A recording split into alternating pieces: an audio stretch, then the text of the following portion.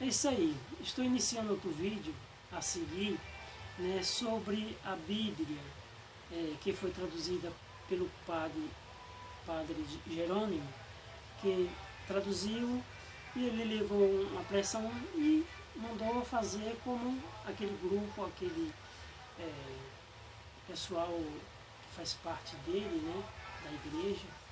Faça assim, então fez. Então você vê nesse vídeo duas Bíblias, uma contradiz a outra. Então eu deixo bem claro que vocês devem examinar as Escrituras, não abalando a nossa fé, a Bíblia e não Ferreira de Almeida, mas sabendo que realmente ela é adulterada, ela não tem toda a pureza, porque tem outras que já contradiz a Bíblia não Ferreira de Almeida. Por falta de algumas contradições de muitos versículos. Porque passou pela Igreja Católica e lá eles fizeram como ele quis, que pegou dos pergaminhos, né, das Escrituras Sagradas, porque Bíblia, no grego, significa coleção de livros, né? Mas antes era as Escrituras, que eram os pergaminhos que eles pegaram e fizeram lá. E a gente toma pela fé, lendo este livro e buscando a fé. Então a gente vai deixando por aqui e... Prepare-se!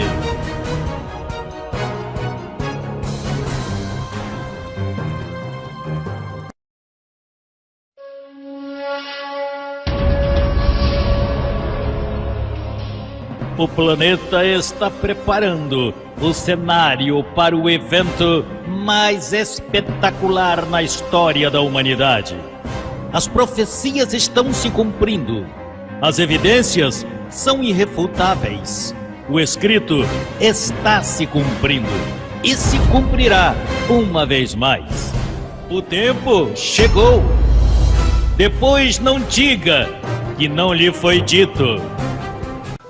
Nós temos aqui em nossos estúdios do Centro de Pesquisa Profético um professor de cultura hebraica. O problema é que nós não estamos trazendo confusão para você. Nós queremos tirar você desta confusão. E isso é enfatizado pela própria Bíblia na página 1378, exatamente na segunda parte, no terceiro parágrafo, quando diz: milhares de erros foram detectados no Novo Testamento Almeida. Muitos deles produzidos pela comissão de eruditos que tentou harmonizar o texto em português. E veja que no parágrafo seguinte diz: o próprio Almeida identificou mais 2000 erros nesta tradução e colocou mais erros ainda. Como vocês sabem, a Bíblia, como nós temos hoje, é uma Bíblia que está com muitos textos adulterados.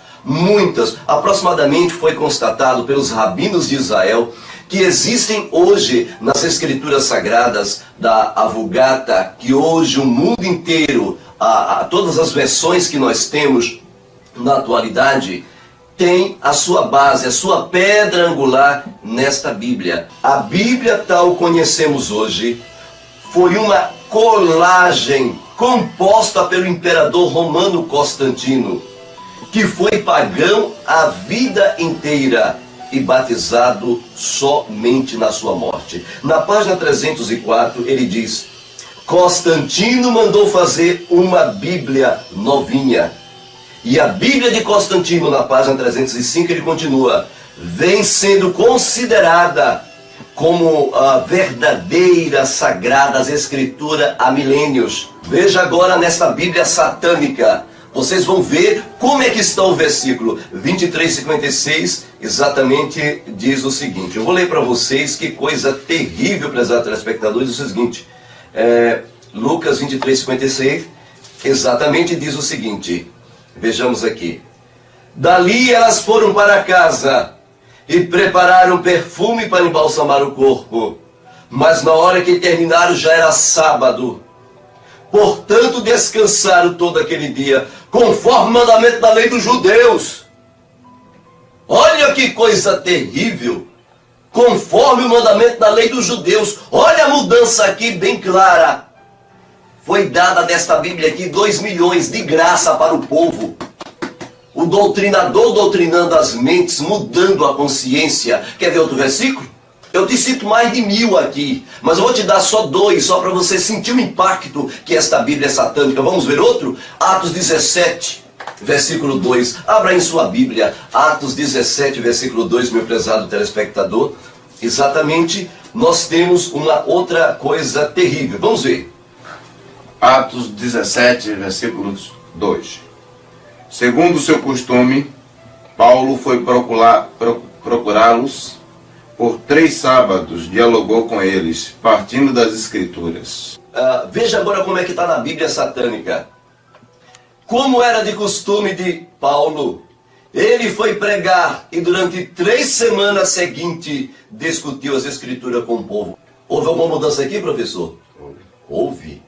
Ele mudaram os sábados para semanas. Veja a tendenciosidade do que eles desejam, prezados ouvintes. Por exemplo, nós temos algo impressionante, há provas técnicas, a própria Bíblia. Interessante que os próprios escritores, quando um investigador, um detetive faz alguma identificação no cenário do crime, é interessante saber que existe alguns vestígios que o criminoso deixa, né, na cena do crime, digitais, e vai se descobrindo à medida que vai tendo mais tecnologia. Nós temos aqui alguns aspectos que nós descobrimos, que a gente percebe claramente que o crime ali foi bem feito, mas deixou rastro. Deus e Jesus, e Jesus em grego, que veio do latim, exatamente soava nos ouvidos do grego como divindades mitológicas bem afinada com seu ouvido, porque Theos, Zeus, era uma deidade bem conhecida pelos gregos, tanto quanto Iesus Cristo, que era uma divindade bem conhecida entre os gregos. A própria Igreja Católica, no rodapé da Bíblia, exatamente aqui na Bíblia, em Atos 17, ela diz: a palavra anástase, em grego, ressurreição, é tomada como nome de uma deusa, esposa de Jesus. Aqui está, prezados ouvintes, a própria Igreja Católica confessa com a boca dela que Anástase era o nome de uma deusa, esposa de Jesus. E por incrível que pareça, indo mais adiante nesse aspecto, eu gostaria de enfatizar com vocês alguns textos que provam estas mudanças, né, professor? Estando Jesus em Betânia, em casa de Simão, o leproso. Muito bem. Aqui vocês vão ver uma polissemia terrível. Você pode perceber que o autor que ali estava traduzindo do aramaico para o grego, veja, a palavra leproso em grego significa uma pessoa que está doente, com lepra. Eu pergunto, seria impossível isto? Por quê? Um leproso, segundo a Torá, não pode viver dentro de quê, professor? Não pode viver dentro da cidade. Não pode viver dentro da cidade. A Torá proíbe o leproso viver dentro da comunidade, entre as pessoas. Lá em Betânia, casa de Ânia, era uma cidade. Bem, a explicação correta está exatamente no aramaico. Por exemplo, as palavras leproso em aramaico quer dizer garba. Exatamente garba. Mas, se você não é dono da língua, você então traduz como garba. Mas o aramaico não tinha sinais, era só consoantes. E o tradutor se esqueceu. O tradutor não entendeu a palavra garba, então ele traduziu como garba, mas a palavra não era garba, sim garaba. E a palavra garaba transforma o texto em um texto totalmente diferente. A palavra garaba significa oleiro, professor, fabricante de vaso, ou seja, Shimon, ali em Atos, em Mateus 26, versículo 6, não era um leproso, ele era fabricante de vaso. Uma vez que o aramaico é escrito sem vogais, veja, observe que essas escritas, elas parecem idênticas. Isso prova que o autor ali não estava dominando, ele não dominava o idioma, ele não entendia, né? Ele não entendia. Existem várias palavras, tanto no hebraico como no aramaico, que elas são escritas de forma idêntica. E não haviam sinais massoréticos ou diacríticos, porque o hebraico e o aramaico é uma língua consonantal, ela não possui vogais, somente os sons das vogais. Então, neste caso, a palavra aí era escrita pela letra Gimel, pela letra Resh e pela letra Beit. E a diferenciação estaria na pronúncia. Se você pronuncia garba, leproso, mas se você pronuncia caraba, fabricante de jarros. Outro, por exemplo, prezado telespectador, outro exemplo de que a Bíblia não foi escrita em grego, é o livro de Atos 8:27. Ali fala da história de um eunuco. Ora, o problema é que, na Torá, ela permite que o eunuco entre no templo. Verifica que em Atos 8:27, fala-nos da história de um eunuco que foi adorar em Jerusalém. Era possível um eunuco entrar dentro do templo, uma vez que um prosélito eunuco não podia jamais, como judeu, entrar no templo. Bem, aonde está a resposta? A mesma resposta. A resposta está no aramaico.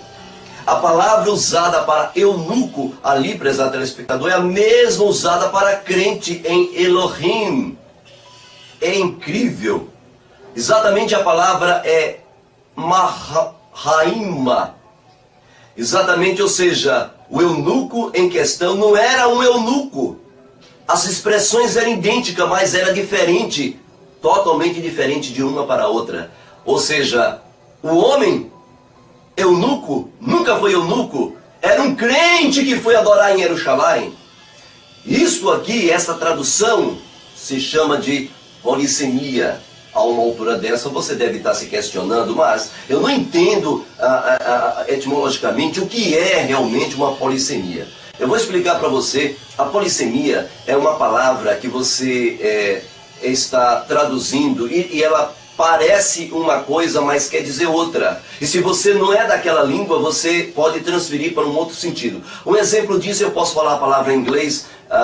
We had here in Newark and 42th Street strike. Eu posso dizer essa frase em inglês. Nós temos agora na rua 42, aqui em Nova York, uma greve.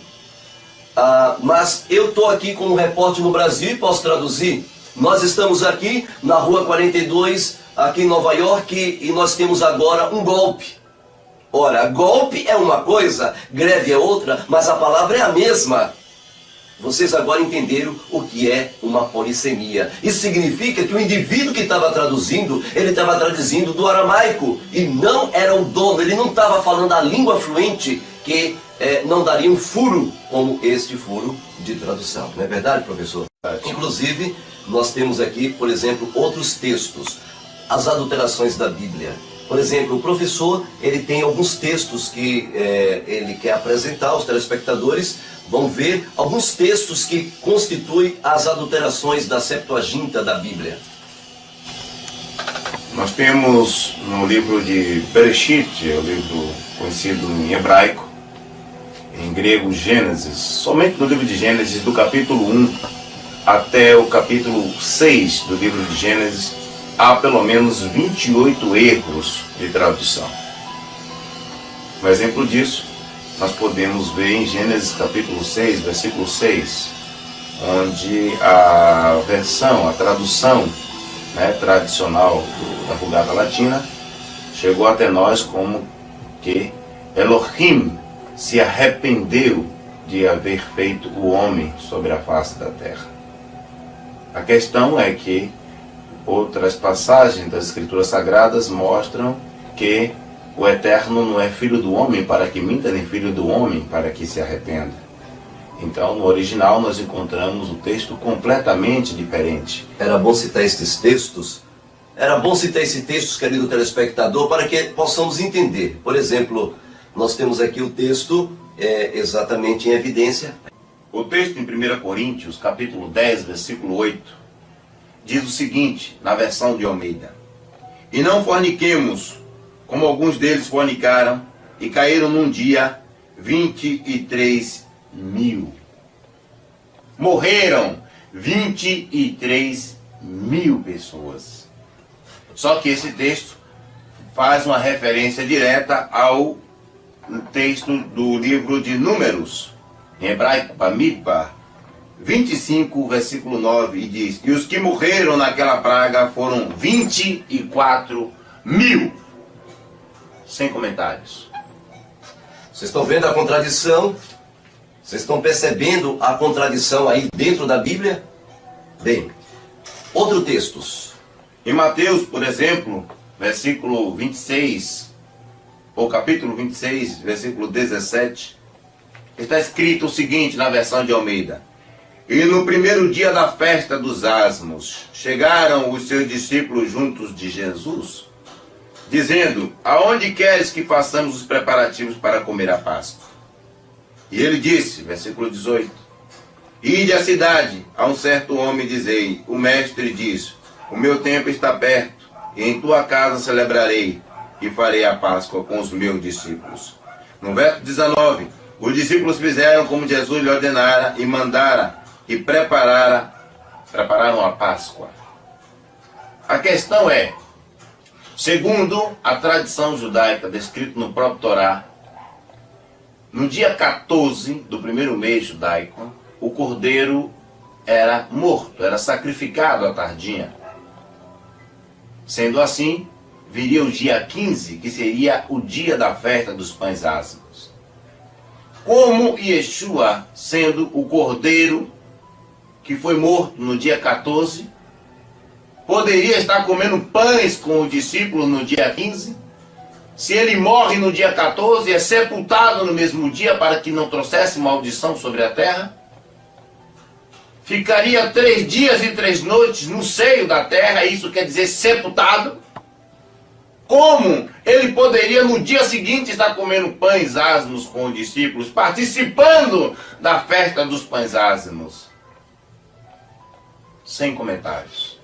Isso mostra, prezados telespectadores, que o Yeshua, o verdadeiro Mashiach, e não Jesus, ele morria um dia antes, não é isso, professor? Verdade. Exatamente, no dia 14. Era o dia em que prefigurava perfeitamente o que o Eterno deu a Moshe no modelo do santuário. E aqui está falando que no dia 15 ele estava comendo pães ázimos com os discípulos. Você está percebendo aí uma contradição, uma falta de harmonia. O problema é o seguinte: falta de conhecimento dos tradutores bíblicos. Eles simplesmente omitiram fatos relaxadamente. Por isso que o texto da Bíblia diz: maldito é aquele que acrescenta alguma coisa neste livro, e maldito é aquele que coloca ou acrescenta coisas a mais neste livro. Por exemplo, nós temos aqui um outro texto, prezado telespectador, é de Romanos 10, versículo 4. Que coisa terrível! Eu quero ler para vocês Romanos 10, versículo 4, que diz: E o fim da lei é Cristo. Nossa, que coisa terrível! Se você pegar nos originais em aramaico, você vai ver que aquele texto foi exatamente adulterado, tendenciosamente colocado pelos padres. Veja como é que está no original, em aramaico, quando diz, em hebraico, quando diz: porque a realização da Torá é o Mashiach para a justiça de todo aquele que crê. Estes foram exemplos para que vocês possam entender que existem milhares de erros dentro da Bíblia. Bem, hoje nós temos uma Bíblia, e esta Bíblia chama-se Peshitta. Esta Bíblia, ela foi pesquisada e foi feita uma tradução dos textos. Foi feita uma tradução contextual. Nós colocamos ela em evidência, professor, como sendo restauração das brechas. Nós fizemos uma restauração das brechas. Esses erros que nós citamos aí, e mais uns 50 mil erros, nós já corrigimos desta Bíblia. E esta Bíblia é uma Bíblia mais de cunho aramaico e hebraico, mais hebraico. Ela não tem o selo de Roma, nem da Vulgata. Ela tem o selo de Jerusalém. Prepare-se!